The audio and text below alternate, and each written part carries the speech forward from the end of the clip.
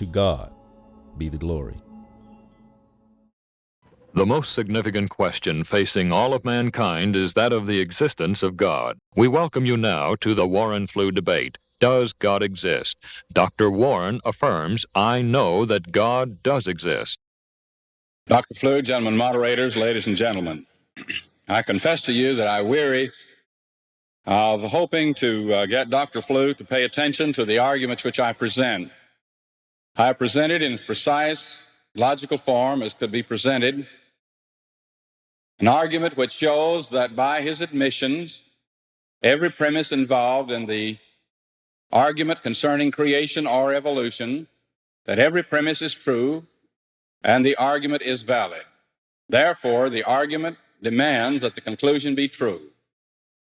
I further gave you an argument in regard to a specific characteristic of an individual human being, making clear that it was absolutely impossible for such to be the case according to a purely materialistic or naturalistic or evolutionary explanation, that it demanded a miraculous explanation and therefore God. Dr. Flew has paid no attention at all to that. Suppose he will pay attention to it in his following 19.5-minute speech, and then I shall have opportunity to reply to it only in a 1.5-minute rejoinder. The thing he should have done was to have replied to it in these two speeches which preceded. Now, my plan for this particular speech is to go through the things which he has said to which I have not given attention, and then to introduce a third argument, which will be presented in precise, logical fashion, and I will at least entertain some faint hope that he will pay attention to the logic of this argument. Now, Dr. Flew has had considerable to say about explanation, and this involves us in the so-called scientific method. Now, the scientific method, if you can envision a line dividing the area below of facts, empirical facts, the world in which we live, which we may experience with our senses. We make certain observations, problems come to our minds. We then have certain solutions or possible solutions to come into our mind, and this brings us up above the line, which is the realm of the theory. And we postulate various hypotheses. And we then conclude that a certain one of these is the most plausible of all of these possible solutions which we have decided upon. Then by deductive logic, we make a prediction of what will occur if indeed our hypothesis is true. And then we try either to verify or to falsify that hypothesis by coming back down below the line into the realm of the empirical. Now, what the scientist is involved in doing is trying to find explanations that can be either verified or falsified. But this is not the only way of explaining things, as Dr. Flew, in effect, admitted a few moments ago in the answering of the questions which I gave him. It is an explanation to give a sound argument. To give a sound argument is to give an argument which is valid, the premise of which are true. Now, you may have a valid argument which has false premises and even a false conclusion. But if you have a sound argument, not only is your argument valid, and a valid argument is one which, if the premises are true, then the conclusion must be true. So when you have a sound argument, you have both a valid argument and true premises, and this guarantees the truth of the conclusion. Now, what have I done in this discussion in my affirmative by way of explanation? I have shown that, granted, Dr. Flew's own admissions, the materialistic, naturalistic, atheistic viewpoint cannot provide an explanation for what we ourselves experience. The naturalistic, materialistic, atheistic position cannot provide an explanation even for the existence of each one of us. I have shown that by argument. I've shown it by his own admissions, and he has paid practically no attention to it. I even went further to show in specific detail that man could not live longer than 5 minutes without his respiratory system functioning as it does, and showing what is involved in it, that oxygen and carbon dioxide must pass through this capillary wall. Dr. Flew, how long did it take for that to develop? This lets us all see the simple impossibility of it having evolved as Dr. Flu's materialistic explanation, that is, his basic stance or position, would imply would occur. Now, I submit to you that this is an explanation which carries us beyond this physical universe, and which in the previous questions, about which Dr. Flu has complained somewhat, he has admitted that you can reason from an empirical fact to the state of affairs of the class of things which is transcendent of this universe. He himself concludes that it's an empty class. But notice carefully that he has admitted the basic thrust of it, while he comes back and gives all of this explanation about explanation, therefore to no profit at all, while he pays no attention to the affirmative argument. Now as to his degrees of difference in hell, and his talk about God being finite in justice while he's infinite in love, and says this is an entirely satisfactory explanation. But I submit to you that it isn't. I reiterate, you're talking about a different God from the one I'm talking about. I'm talking about the infinite God. It is not merely that you might envision some person who is infinite in one attribute and finite in another, but we're talking about the finite God. Now, to show that that God does not exist, you must find some logical contradiction, as this seems to be your basic approach, between the concepts of that God. I have already charged that you cannot do so, that you cannot take the concept of God alone and take one concept, one attribute of God, and array it against another attribute of God and show that they contradict one another. That is a matter of fact that you, along with all other atheists, will refer to some empirical fact or something that God does, such as punishment. But now you are now concluding that God is finite in justice, whereas the truth of the matter is he's infinite in justice. You must show that there is some conflict between a God who is infinite in justice as well as infinite in love, and that you have not done. You, as a matter of fact, have not even addressed yourself to the matter. Now let me suggest, Dr. Flu, in all concern for you as a person, that we can know what sin deserves in only two ways. Not by looking at rocks, not by merely intuition in our minds, not by merely some deduction from some concept or from some empirical fact, but only by what it costs to get man out of it, the death of the Son of God, and the price and the punishment that must be made for those who live and die in it. But Dr. Flu projects himself not only outside the physical universe, but outside of God as well, looks down upon the universe and God, and judges God to be unfit and unworthy, monstrous, even satanic, as he put it last evening. And I submit to you that he has no springboard upon which to stand to make such a judgment.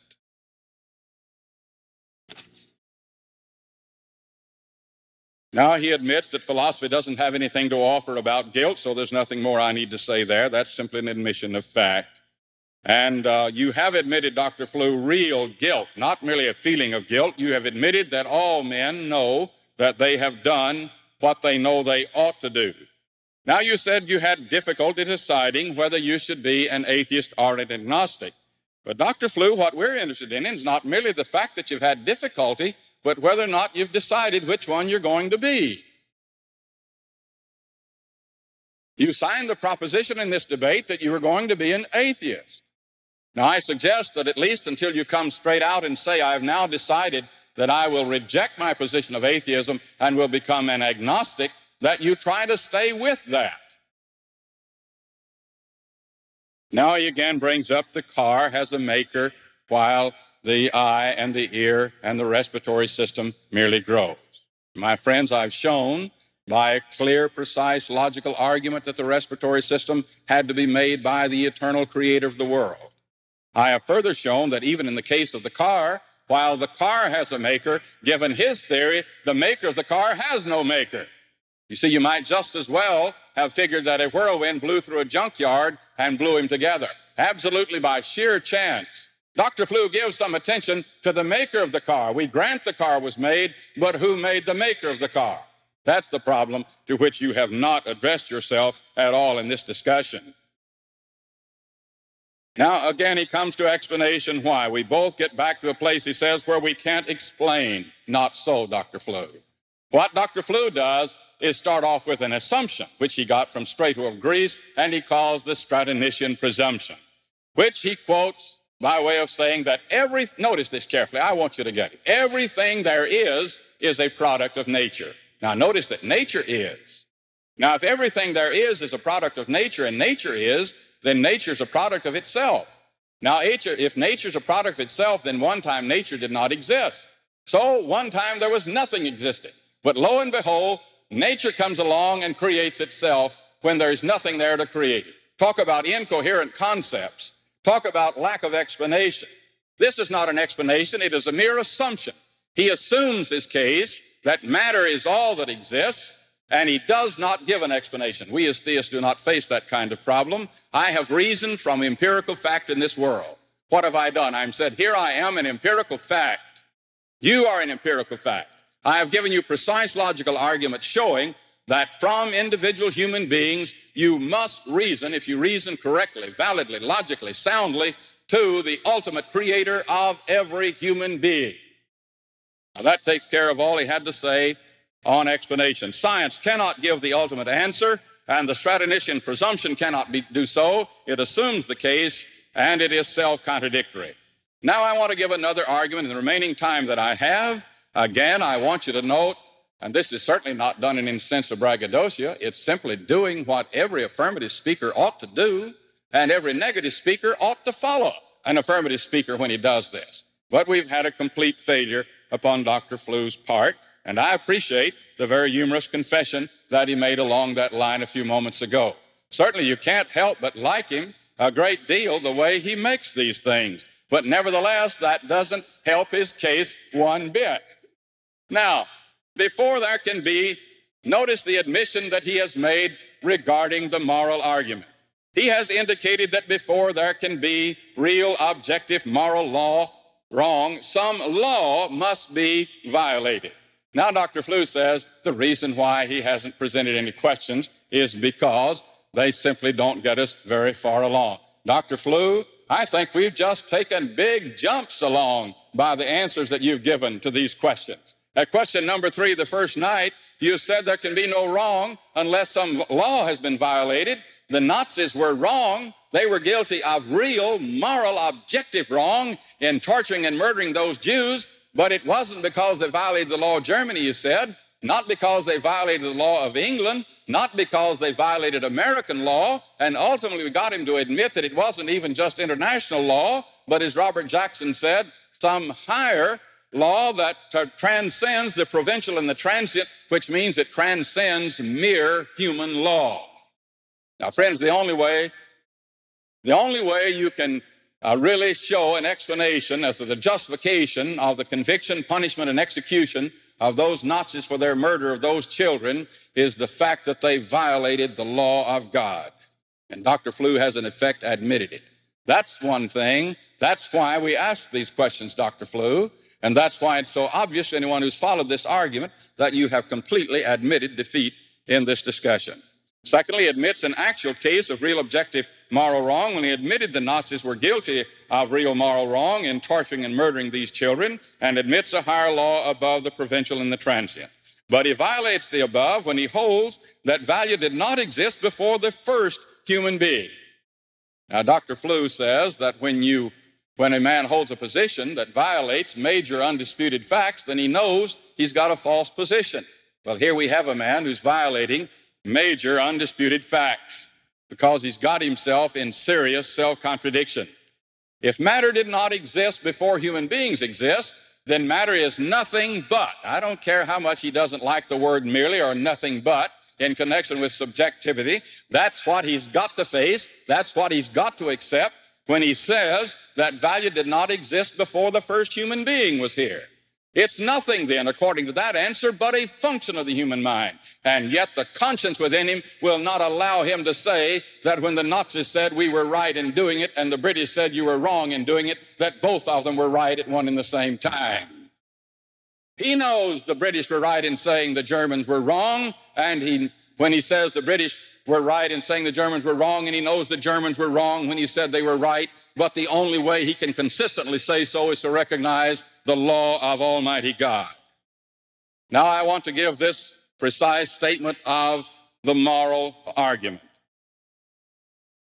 First premise, if the moral code and or actions of any individual or society can properly be subjects of criticism, By that I mean properly that we can judge that they are guilty of real moral objective wrong, as he himself has done in connection with the Nazis.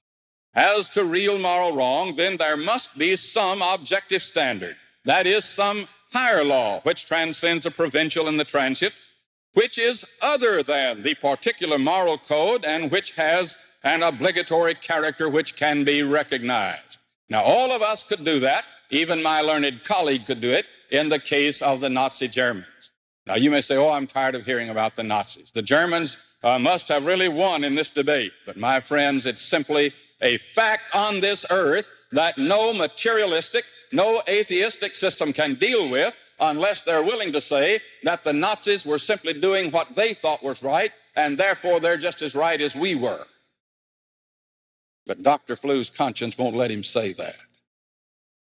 Now you see that fits with this. He himself recognizes a moral code that can stand in judgment of a nation, that can stand in judgment of the individuals in that nation.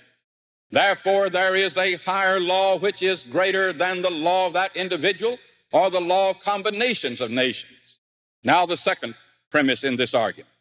The moral code and or actions of any individual or society can properly be subjects of criticism as to real moral wrong. Incidentally, this is chart 43A13, and we'd like to have it on the screen. You can see the rest of it while we read together.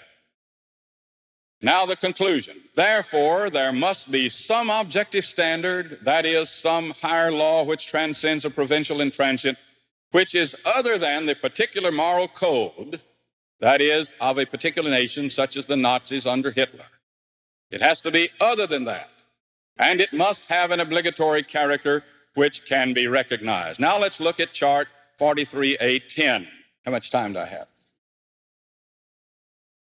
All right, now we look at chart number 43A10. This has been in the debate before, but because it involves such great admissions from the questions from Dr. Flu and because it shows how this argument works exactly, I want to bring it up again. Notice over on the left of the chart, you will see the law of England, authoritative in this arrow pointing down to the people of England. The individual members of England are under the law of England. Now, we in America are not amenable to English law. Only people who are in Great Britain or who are citizens of Great Britain are the subjects of that law. Notice the arrow pointing from the law of England toward Germany. I have it X'd out. It is not authoritative over Germany. Now notice the law of Germany. It is authoritative over the laws or the people of Germany. Now the individual people in those two nations. But note that the law of Germany is not authoritative over England. What the Nazis passed had nothing whatever to do with either Dr. Flu or with me during World War II and the days just preceding.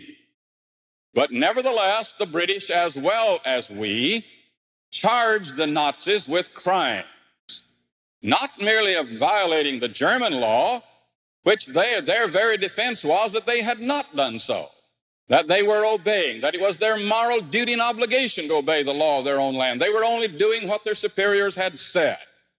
But the British and the Americans joined together, and Dr. Flu joins with me in saying they did rightly so. And he had answered one question to say that the judges did not have the right to come together and say, let us formulate in effect a new international law and say that we cannot punish them. As a matter of fact, international law does not really deal with these matters. There was the recognition of a higher law which transcends the transient and the provincial.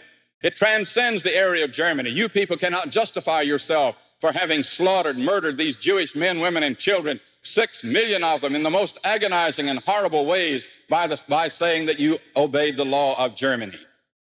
Dr. Flu agrees to that. But how can he agree to it? Only because if you look up there, there is a higher law which rises above it, a higher law which is authoritative over not only the law of England, but also over the law of Germany. Now let's look quickly as our time closes at chart 43A12. Notice how there was moral degeneration in the nation of Germany from the time preceding the Nazis and the takeover of Hitler.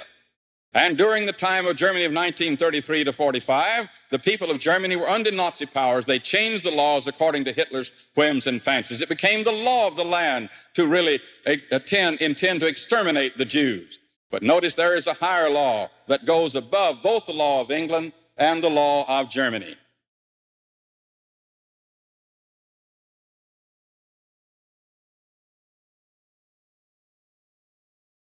Well, as I was saying, my preacher father used to have a favorite warning, cause not a brother to stumble. Well, I'm afraid I may have been guilty of that fault, because it seems to me that Dr. Warren himself, now when he's supposed to be taking the affirmative line, is doing what he rightly accused me of doing when I was taking the affirmative line, namely the opposite. Well, I suppose the conclusion I ought to draw from this is that it's high time I reformed in hopes that Dr. Warren would then no longer be by me caused to stumble. But I do have difficulty in seeing anything more I can usefully say, at any rate at this stage, about the points that he was raising this time. So I've noted them down for future use. I think there is a thing I can helpfully develop, and that is that there's an artificiality about our whole debate here. Now, that this is so is, I'm sure, nobody's fault. Any confrontation between any spokesman for an atheist naturalism, and shall I say that atheist again, just to satisfy the public, any spokesman for an atheist naturalism and any spokesman for any system of belief about some transcendent reality. Any such confrontation would have to be artificial in the same way as this one is. But though this is quite unavoidable, I think that for that very reason, we do need to see what this artificiality is, and we need then to allow for it in our thinking about such questions. The artificiality which I have in mind arises from the fact that this confrontation, the debate of the century, like that other confrontation which you'll all very likely be watching in the TV repeat later this week, is and has to be between spokesmen for two, but only two, opposing parties. Now, in the other, the presidential case, this two-party structure is not only necessary and unavoidable, it's quite unmisleading. After all, in that case, there are effectively only two parties in the race. Indeed, sometimes and to some people it may seem as if there's only one, and that it's all over bar the voting. But our case here tonight is different. For however it may seem to us here in this hall, both Dr. Warren and I are speaking for positions which confront innumerable alternatives. It may be that for any individual person, only one, or at most only two or three or four, of these innumerable alternatives constitutes what William James would have called a live option. Still, Dr. Warren and I do confront, and everyone here confronts, innumerable, theoretically possible alternative belief systems. If not on this present occasion, at least sometime, he and I both have to vindicate our chosen positions, not only against the particular alternatives each presented by the other, but also against all the other alternatives which have been and might be proposed. It is, I think, important that we should all recognize that there are these innumerable possible rivals not represented on this platform. Few, of course, if any of these, can at this time represent for any of us psychologically live options. The possibility of being converted to most of these alternatives is not, that is, a live possibility which might be realized in the immediate foreseeable future. And indeed, most of the theoretically possible alternatives have not in fact been formulated and maintained by anyone. It is nevertheless essential, if we're to see this four-night confrontation in Denton, Texas, in proper perspective, to realize that there are all these other rivals off stage. And this is a point that it seems to me Dr. Warren was noticeably failing to recognize when he took it that if he could, or takes it, that if he can show that the theory of evolution by natural selection is false, then he's home and dry, not merely having thereby established creation by something or other, but really having established creation by the particular God for whom he is acting as a spokesman. Well, perhaps the best way to suggest this wider and deeper perspective that I think we should all remember, and the best way to show that and why it is a background which we all need to keep in mind, is to consider a very famous old argument. And this is the argument called Pascal's wager.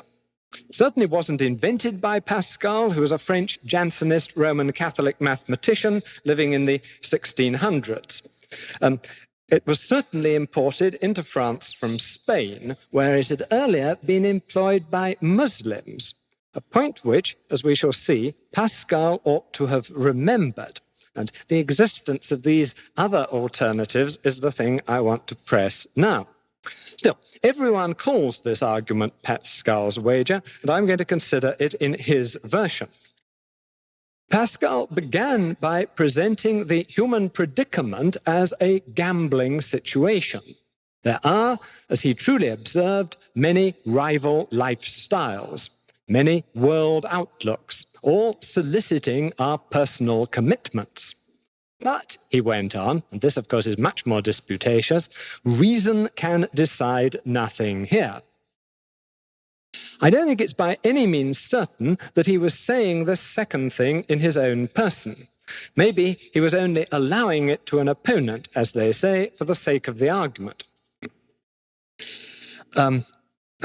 It's quite an interesting question whether he was or not, because a denial of what he was allowing later became a defined doctrine of the Roman Catholic Church under the First Vatican Council, though many Catholics rather wish that it hadn't and seem to have forgotten this since the Second Vatican Council, but that by the way.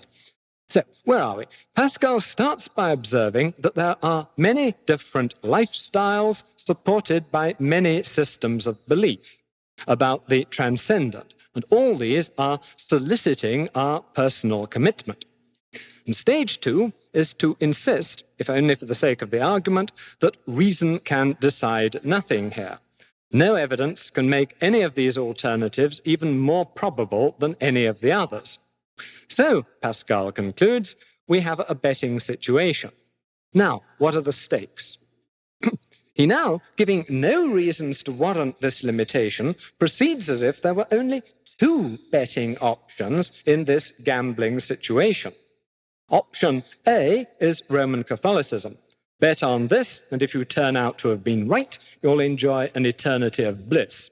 Bet on this, and if you turn out to have been wrong, what have you lost? Option B is an atheist naturalism. Bet on this, and if you turn out to have been right, what have you had? At best an agreeable 80 years and 10. Bet on this, and if you turn out to have been wrong, then from then to eternity you will be suffering the agonies which, in Dr. Warren's view, constitute a manifestation of the Creator's justice. Obviously, if the betting situation is, as Pascal describes it, and if, in particular, there are only the two options which he allows, then it must be madly imprudent to do anything but bet on the Roman Catholic option. And Pascal here thoughtfully allows for those who still find it hard to persuade themselves, well, take holy water, hear Mass is said, and you will come to believe. Now, having presented this famous old argument, let me draw some lessons. First, notice what sort of argument it is. Pascal is not offering evidence to show that Roman Catholicism is true. He's not, that is to say, offering what we might label evidencing reasons, reasons as evidence. He's already insisted, if only for the sake of the argument, that there are not or cannot be reasons of this kind in this most important of all cases. What Pascal is offering is motivating reasons, reasons as motives. The desired conclusion is that in your own interests, you must persuade yourselves to believe Roman Catholicism in spite of any lack of evidencing reasons. Anything else would be madly imprudent. But now, the second thing to notice is that Pascal has no business at all to limit the betting options to 2. Certainly, as William James observed, in the circles in which Pascal moved, no one would ever have seriously considered conversion to Islam. Although, as William James curiously failed to observe, some people at that time and place did become Protestants. But, of course, no fact of this sort about which, if any, of these options are or are not psychologically live for this or that person or group is either here or there. If Pascal's wager argument is to work as an argument, then we've got to find some version consistent with his initial assumptions or concessions to justify his limitation of the options to 2. And that we cannot do. For if, as he allows, there really is no good evidencing reason for dismissing any self-consistent alternative system, then we shall have to admit among the runners Islam, various brands of Protestantism, and indeed infinitely many others. Now, discounting for the moment all but the hell-threatening options, that still leaves us with infinitely many theoretically possible options.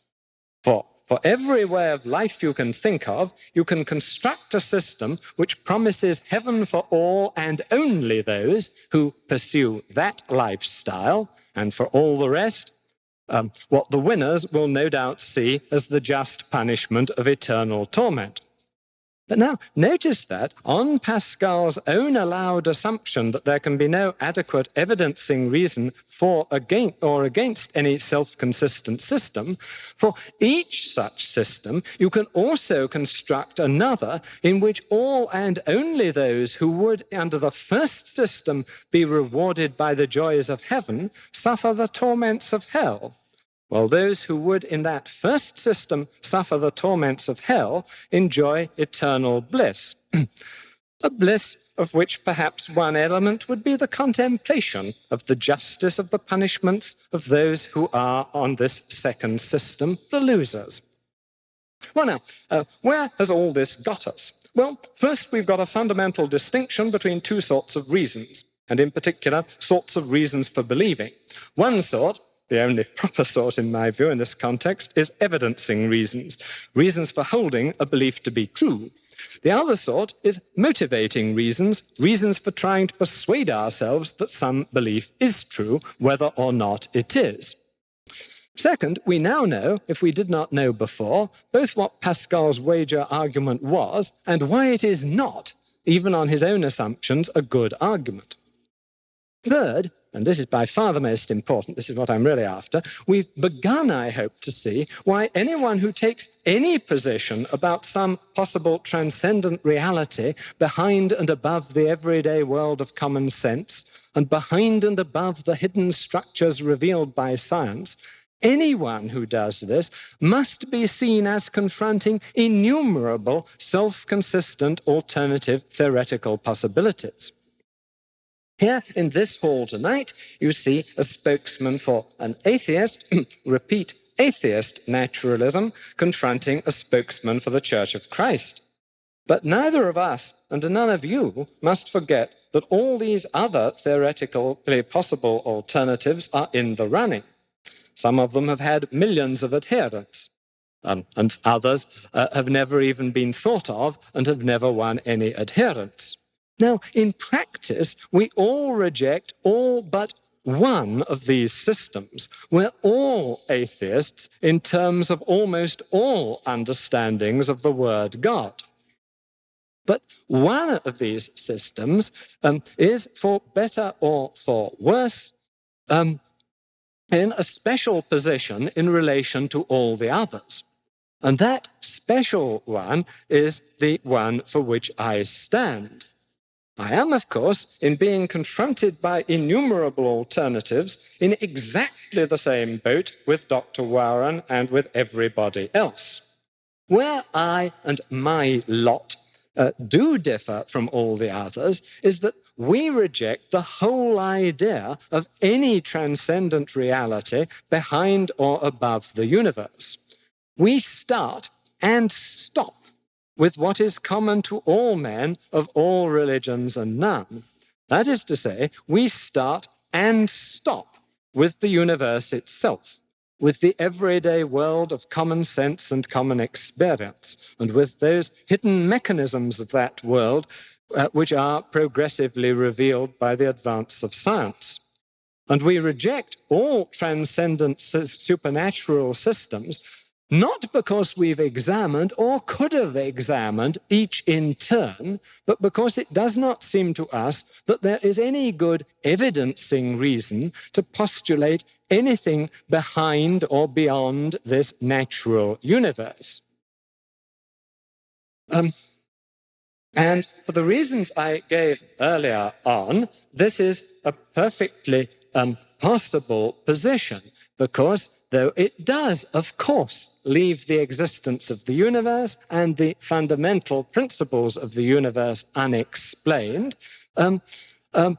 every system, including every conceivable rival system, will have those principles which it will have to leave unexplained as fundamental.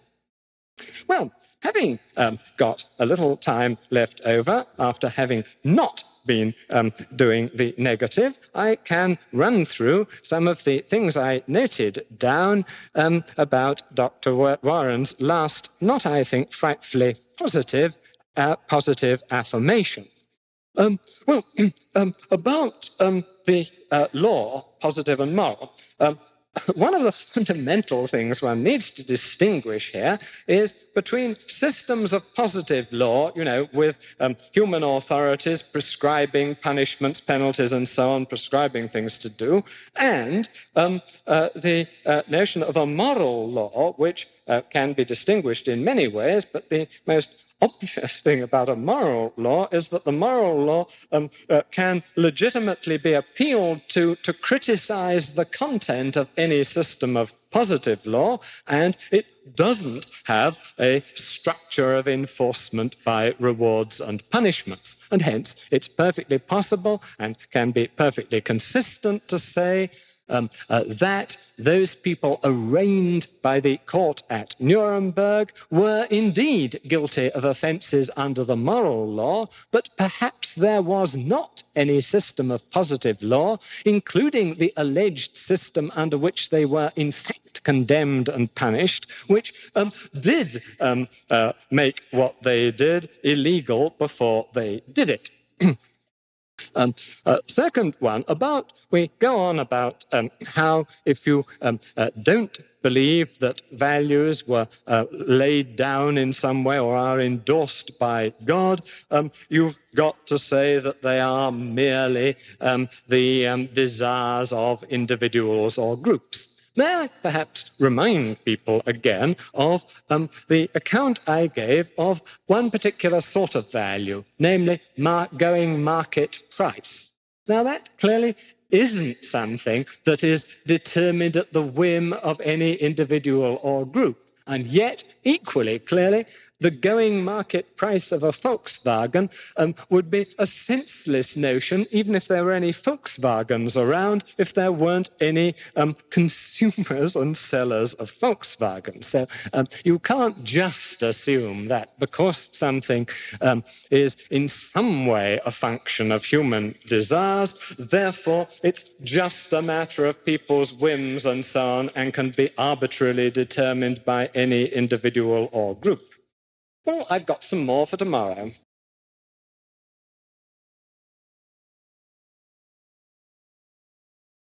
Dr. Flew, gentlemen moderators, ladies and gentlemen, in this brief rejoinder, I should like to raise the question for Dr. Flew, and I shall have to do so very hurriedly.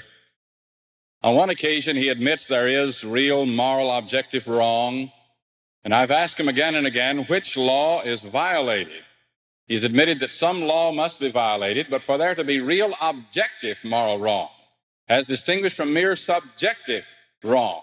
Now, when it's subjective wrong, that means merely that human beings have decided upon it. It is purely a function of the human mind. It is a state of either approval or disapproval. But to say that something is objectively wrong, real, morally objective wrong, entails the violation of a law higher than that which is merely provincial or transient. In fact, if we are only matter in motion, then there is no wrong at all. The ultimate creator of man is only rocks and dirt. I submit the question, who is being rational in this debate? Certainly not Dr. Flew, because it is I who presented these arguments in precise logical fashion, while he's failed to do so with a single argument, and he spent his time in the negative in paying little or no attention to those arguments. Now, Flew tries to come back to an explanation. He says, as a matter of fact, we both must wind up with no explanation. I admit that he does so because he can go back to nothing else than rocks and dirt. It's a sort of God that he goes to because it is his position that rocks and dirt are the ultimate creator of all there is. But we actually do have an explanation. We get back to the God who explains everything, because the God in whom we believe is living, personal, and thinking. And I'll try to have a bit more tomorrow night myself. The churches of Christ are not only committed to the existence of God, but are also committed to the restoration of New Testament Christianity. We invite you to visit our services. Any questions or comments concerning this debate are welcome.